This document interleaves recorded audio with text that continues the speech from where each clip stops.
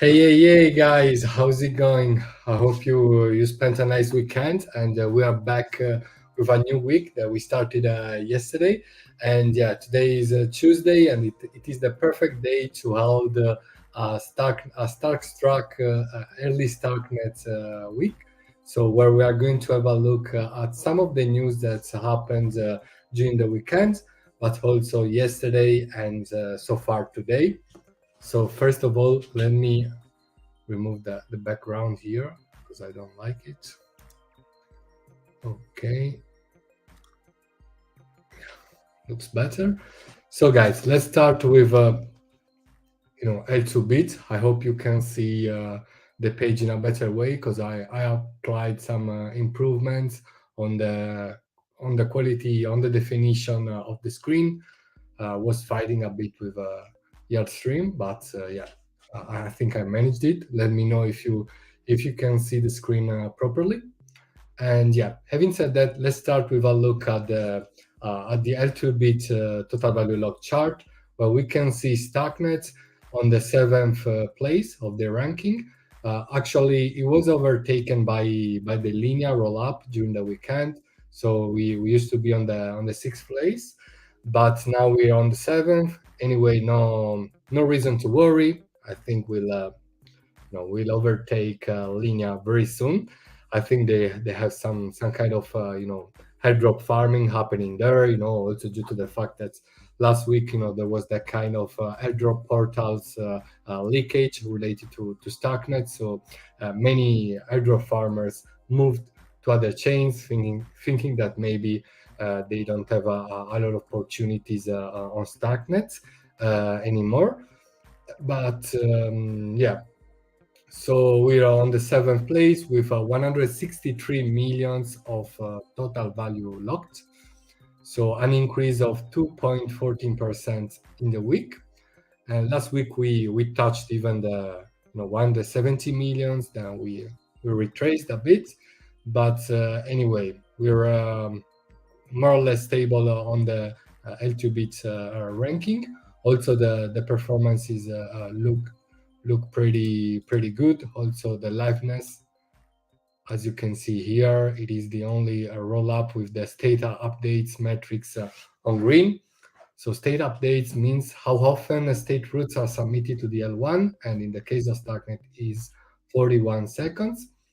So yeah, but then let's start with the news. Obviously, you can find the recaps about yesterday and about the weekend, the one that was published yesterday, and the recap from about yesterday that was published today. And so I extracted some news that could interest you. It's India is happening this week, and there's a lot of Starknet presence. The Starknet Hacker House began yesterday. There are a lot of talented people, devs, mostly from India, experimenting with stuff being built on Starknet. I already saw something very interesting from Shrami, and yeah, actually, at the time of speaking, I suppose that the Starknet India conference is ongoing. So I wish all the participants there, a great time. Have a great time and enjoy it as much as possible. Also on our behalf, and yeah, we can have a look at the program here.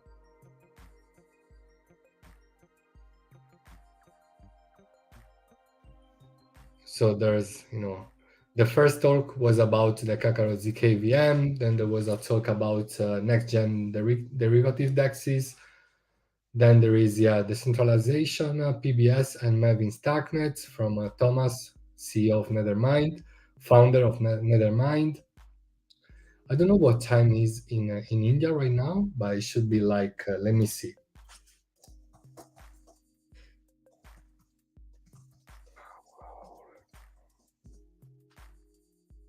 Yeah, actually, it's 4 p.m. So at the time of speaking, there should be this talk being done by Sharan from Brian, Vinay from Hashtag, and Rohit from Jedi Swap.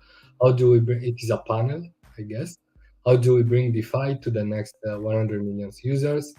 Yeah, I wish I were there. Definitely a very inspiring program. There's also Liron from Starkware. Yeah, also ZK P2P. This looks very promising. This is a solution like a pay-to-pay solution that many people have been speaking about. They use is like zero knowledge proofs in order like to supply also centralized entities like, for example, PayPal, Venmo, services like this, and they like sell zero knowledge proofs as a service, as far as I remember. So it looks pretty interesting. Then yeah, let's move to. Actually, I wanted to see. Yeah. So this is the recap we published today. So there's an important news regarding the next Starknet base camp organized by Starknet Foundation, and David Barreto is going to be the head teacher, of this base camp. They held the last one in September. I also attended the first classes, and then I was very busy. I had to interrupt my journey, but still, it is a great experience to learn more about Cairo and also the Starknet infrastructure. And the Starknet Foundation is actually holding a special edition, a special Basecamp edition before Ethereum Denver. So Ethereum Denver should be happening in February 2024. And there's going to be a 4-week Basecamp starting on the 11th of January. So this is a great opportunity for you to, if you want to experiment with Starknet, if you're a developer wanting to move your first steps into Starknet, this is going to be a very good way to learn the infrastructure, to learn Cairo 1.0, and this will allow you also to participate maybe in the IT Global hackathon that is going to take place during IT Denver, so in February. And I'm pretty confident that there could be a Starknet track. So maybe you could use this Basecamp to prepare yourself, and then put your what you learned during this Basecamp into practice during the next IT Global hackathon during IT Denver. So register here. Registrations are open, so don't feel shy. Register yourself. David and his co-teachers are very good. So there will also be some teachers answering to your questions live during sessions. So something I definitely recommend to you. Then let's move to another very good initiative that is taking place during before it's India, and alongside the Starknet Hacker House, there is also the Starknet House, which is like an initiative, which is a sort of like a research center, where talented developers gather together and they brainstorm innovative use cases and infrastructure that could be built on Starknet. And the Starknet House has been organized by Door Labs and by GWOOC, so a South Korean team. They've been doing it for a while. They held it in Paris, if I remember well, during the Starknet Summit in San Francisco last summer. So definitely a good place to experiment with the tech and make some breakthrough in terms of innovation. Let me take a drinking break.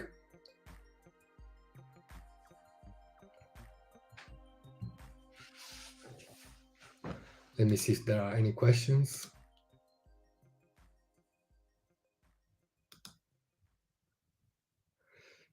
Hello, Mart. How is it going? Hola, hola, buenos días. Our Mart from Guatemala saying hello to us in Spanish. And so let's resume with our session. With as I told you last week, there was this this kind of a brickation, some brick migration taking place, where basically the brick NFT builder is first of all adopting Cairo 1 contracts, and then moving to to the Dojo on-chain gaming engine. So they're going to be supported by this engine, and this makes create NFTs made with the brick NFT builder, fully composable with all the games that are going to be built on Dojo. And so they carried out this migration during the weekends, and actually yesterday they finished it. And here you can find out about what that means. And they so from now on, like also your collections, such as the DAX Everywhere and the Starknet Planet collections, are two separate collections that can be found in the most important marketplaces that are active on Starknet.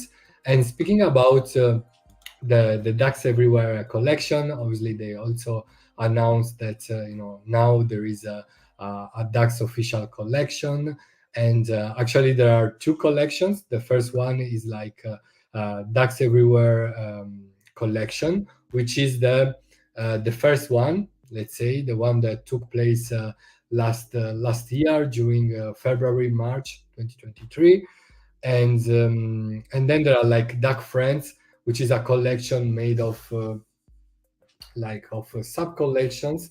There are the result of collaborations with other teams in the Starknet ecosystem, such as ZK Lens, Evereye, and Unframed, and so on, and also Rams. So yeah, there is this kind of differentiation. Then they also announced that now every duck has their own ID. So, for example, the Ducks Everywhere collections, instead of the booklet, to help you out building your own duck if you like decompose it with bricks. There is like this kind of passport in the case of Ducks Everywhere, and like national ID in the case of Ducks Friends. And yeah, it's very cute. Like there's like your the features of your NFT are written there. It is all framed according to the Ducks Everywhere narrative, and yeah, it is very nice. And actually, I don't know if you saw it on my profile. I'm basically I'm about to change my profile picture, and I've been using this one for a long time. It is a Dower Darcel NFT, and I actually bought it before starting a couple of weeks before starting my journey on Starknet, and then I used it, because I liked it. And yeah, I'm a bit conflicted because obviously I'm very emotionally attached to this one, and everybody knows me from this kind of avatar. But I think it is time also for some change. So I basically had a poll that you can still vote to, and so if you vote Quack yes, I'm gonna change it with my duck, which is this one, Grandpa Duck. I bought it, in the auction last year, and yeah. So if you want me to change it, actually it is 80%, 20%. So 5 hours left. So it is pretty likely that I will have to change my profile picture. And yeah, I'm a bit conflicted also because yeah, I suppose that like scammers could could make like sort of fake accounts. Let's see. So be careful if you get contacted by somebody impostoring me. So make sure it's me. And yeah, so be careful because now, as I said, like also in the last StarkStream session, there are a lot of scams going on. Also, like taking advantage of the airdrop page leak that happened last week. So be careful. There is no token sales taking place related to Starknet. So be really careful. There are some scammers posting this kind of scams below the recaps. So really be careful. And yeah, so this is again my tweet. So this is the cool. Yeah, basically, I logged into the brick latest version, and yeah, I had a look at my duck. Look how cool it is. Shout out to Out Something, the creator of the collection. I'm sure he's listening to us. He's a big fan. And yeah, this is the passport. Pretty cool, right? So let's read it. A page reserved for DAC competent seasonal migration authorities to deliver the passport. This passport contains sensitive electronics. For best performance, please do not bend, pack like it's breadcrumbs, or exposed to extreme temperature or excess moisture. No bricks are included in this passport. You get here the official identity of the duck by house something and brick. So duck signature, Grandpa Duck, passport, Quackport, Ducks Everywhere Republic, type D, country code QQ, passport serial number 85, and which is the serial number of the NFT collection. Name Grandpa, surname Duck, season 1, family regular, bricks 124, which are the bricks this NFT is composed of. Then like date of birth, the day I minted it. Sorry, the day I won the auction, basically.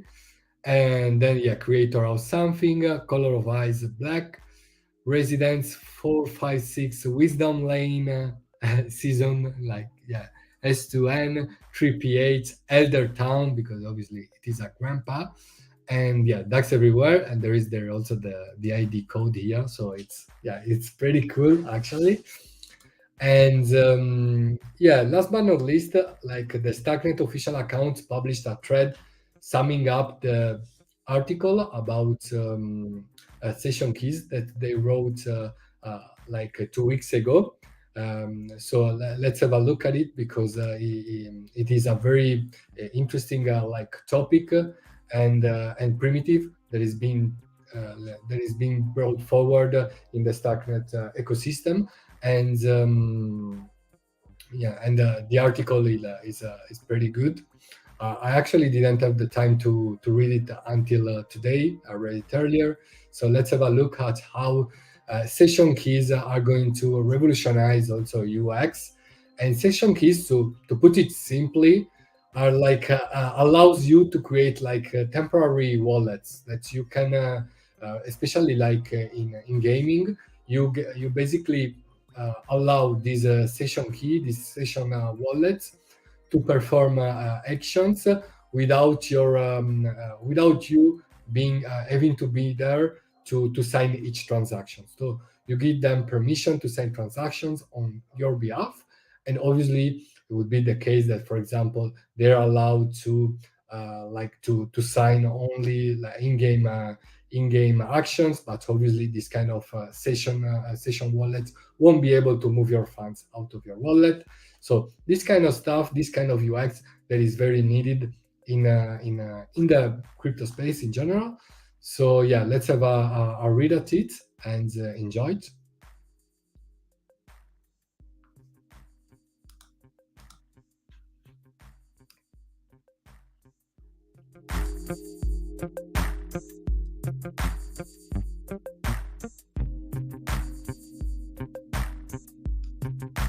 Another thing that I'd like to remind you of is that tomorrow there's going to be a very promising Twitter space about gaming. They're actually, I think, like Starkware, they're holding this kind of on-chain gaming series. They had a gaming roundtable last week, hosted by Liron, head of business development of Starkware. And this time there's gonna be Luis from team head of ecosystem at Starkware, and is going to host Terrence from Cartridge, an on-chain gaming company that contributed to the creation of the Dojo on-chain gaming. They also developed a framework called the Slot, that it is basically an infrastructure as a service that allows you to create your game in a faster and cheaper way using the Katana sequencer, which is a sequencer is specifically designed for gaming. So I'm sure this is going to be a very interesting Twitter space. Set your reminder and see you there, because I will definitely be listening to this one. And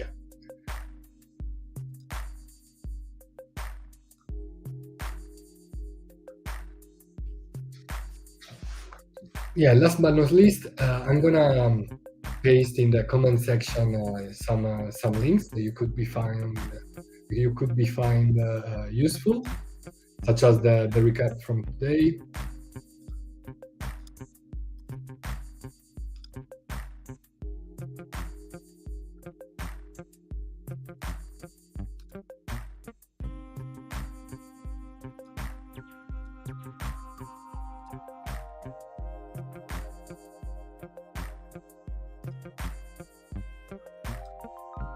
Okay. So guys, this was the Starknet's early week session at the StarkStreams streaming format. So I hope you enjoyed. Looking forward to seeing you tomorrow. Actually, I also want to introduce a disclaimer, a final session. Obviously, everything that we discuss here is only educational, is educational content, and so this is not nothing that is treated in this kind of recaps is financial advice. So this is not financial advice. And be careful because obviously this is a very risky space, and act responsibly. Okay. So having said that, it's now time to close this Stark stream, and see you next time, probably at the end of the week for the Starknet late week session.